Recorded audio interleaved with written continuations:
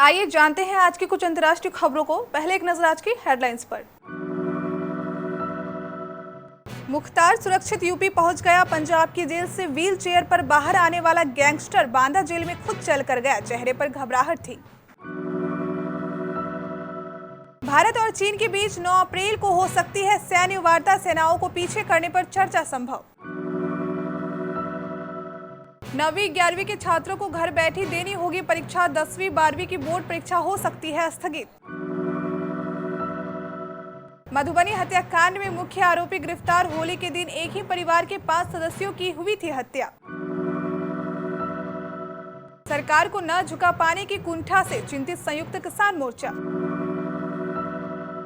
पूनावाला का बयान, टीके उत्पादन बढ़ाने के लिए 3000 करोड़ रुपए की जरूरत, चाहकर भी सब तक नहीं पहुंचा पा रहे वैक्सीन। प्रतापगढ़ में डीएम कार्यालय के बाहर हंगामा, फटी कमीज लेकर विरोध पर बैठे भाजपा विधायक। दिल्ली में नाइट कर्फ्यू से शादियों पर छाए संकट के बादल, अब एनसीआर के वेन्यू तलाश रहे लोग। बॉलीवुड में लगातार बढ़ रहा है कोरोना। अब कबीर सिंह की एक्ट्रेस निकिता दत्ता भी हुई कोविड पॉजिटिव, खुद को घर पर किया क्वारंटाइन। देवदत्त पडिक्कल के बाद आरसीबी के डैनियल सैम्स हुए कोरोना पॉजिटिव। पंजाब के रॉपर से यूपी के बांदा तक 14.5 घंटे के सफर के बाद गैंगस्टर विधायक मुख्तार अंसारी बुधवार तड़के 4:30 बजे बांदा जेल पहुंच गया। पंजाब में जहां मुख्तार व्हील चेयर से एम्बुलेंस में सवार हुआ था, वहीं बांदा जेल में वह अपने पैरों पर खड़ा होकर अंदर गया। डॉक्टर्स के पैनल की जांच में वह पूरी तरह फिट पाया गया, हालांकि वह घबराया हुआ था। बांदा जेल में मुख्तार को जेल प्रशासन ने सरप्राइज दिया। शुरुआत में उसे बैरक नंबर 15 में रखे जाने का फैसला लिया गया था। इस बैरक में मुख्तार पहले भी रह चुका है, लेकिन अब उसे बैरक नंबर 16 में भेज दिया गया। उसका कोरोना टेस्ट होना है, इसकी रिपोर्ट आने के बाद उसे बैरक नंबर 15 में रखा जाएगा। इसे तन्हाई जेल भी कहा जाता है, यानी इस बैरक में कोई और कैदी नहीं होगा। इस बैरक में सीसीटीवी भी लगाए गए हैं। बांदा जेल में क्षमता 558 कैदियों की है, लेकिन यहाँ 780 कैदी है। 1860 में ब्रिटिश हुकूमत के समय बनी ये जेल ओवरलोडेड है, ऐसे में सिक्योरिटी पर असर पड़ता है। पूर्वी लद्दाख में सीमा पर जारी तनाव को कम करने के लिए भारत और चीन के बीच आगामी 9 अप्रैल को सैन्य वार्ता हो सकती है। इस वार्ता में गोगरा और देपसांग मैदान में टकराव वाले स्थान से सेनाओं को पीछे करने पर चर्चा संभव है। यह जानकारी भारतीय सेना के सूत्रों ने दी। सूत्रों ने बताया कि पैंगोंग झील क्षेत्र में दोनों देशों द्वारा सफलतापूर्वक सेनाओं को पीछे करने के बाद भारत और चीन के बीच गोगरा की पहाड़ियों और देपसांग के मैदान इलाके से भी सेनाएं पीछे करने पर चर्चा होनी है। मध्य प्रदेश सरकार ने 9वीं और 11वीं कक्षा से संबंधित बड़ा फैसला लिया है। इस फैसले के मुताबिक अब 9वीं और 11वीं के छात्राओं को घर पर रहकर ही परीक्षा देनी होगी। दरअसल ये फैसला प्रदेश में कोरोना संक्रमण के वर्तमान हालातों को मद्देनजर रखते हुए लिया गया है।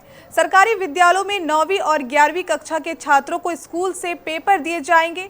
इन पेपर को विद्यार्थियों को घर ले जाकर हल करना होगा और उत्तर पुस्तिकाओं को स्कूल में आकर जमा करना होगा। साथ ही सरकारी विद्यालयों में 10वीं और 12वीं की प्री बोर्ड परीक्षाओं के लिए भी यह व्यवस्था की गई है। बिहार के मधुबनी जिले में होली के दिन 5 लोगों की हत्या करने के मामलों में मुख्य आरोपी नवीन झा को गिरफ्तार कर लिया गया है।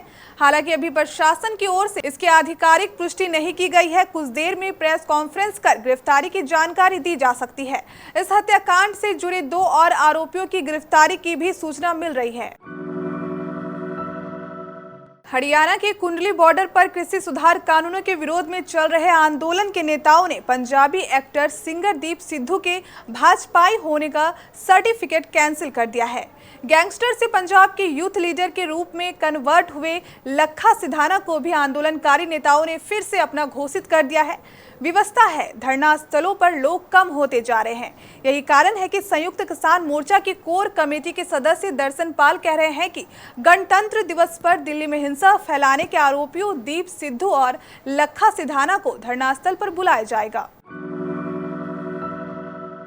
सीरम इंस्टीट्यूट ऑफ इंडिया के सीईओ आदार पूनावाला ने मंगलवार को कहा कि कोविड-19 वैक्सीन की उत्पादन क्षमता बढ़ाने के लिए करीब 3,000 करोड़ रुपए की जरूरत होगी। पूनावाला ने एक मीडिया रिपोर्ट्स को बताया कि हमें मोटे तौर पर 3,000 करोड़ रुपए की जरूरत है, जो एक छोटा आंकड़ा नहीं है, क्योंकि हमने पहले ही हजारों करोड़ रुपए खर्च कर दिए हैं। हमें अपनी क्षमता निर्माण के लिए अन्य नए तरीके तलाशने होंगे। उन्होंने कहा कि कंपनी को उम्मीद है कि कोविशील्ड वैक्सीन की उत्पादन क्षमता जून से प्रति माह 11 करोड़ तक बढ़ जाएगी। यूपी के प्रतापगढ़ जिले में रानीगंज विधानसभा सीट से भाजपा के विधायक अभय कुमार उर्फ धीरज ओझा ने डीएम कार्यालय के बाहर बुधवार दोपहर जमकर हंगामा किया।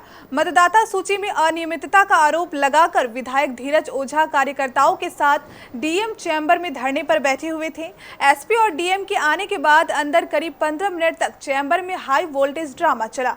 इसके बाद भाजपा विधायक चैम्बर से बाहर निकले तो शरीर पर कपड़े नहीं थे। दिल्ली में सोमवार तक जल्द शादी के बंधन में बंधने वाले जोड़े विवाह की तैयारियों को लेकर काफी उत्साहित थे, लेकिन कोविड-19 के बढ़ते मामलों के मद्देनजर राजधानी में लगे नाइट कर्फ्यू ने उन्हें परेशानी में डाल दिया है और अब वे एक बार फिर शादी की तारीख, समारोह स्थल और उसके समय पर विचार करने लगे हैं।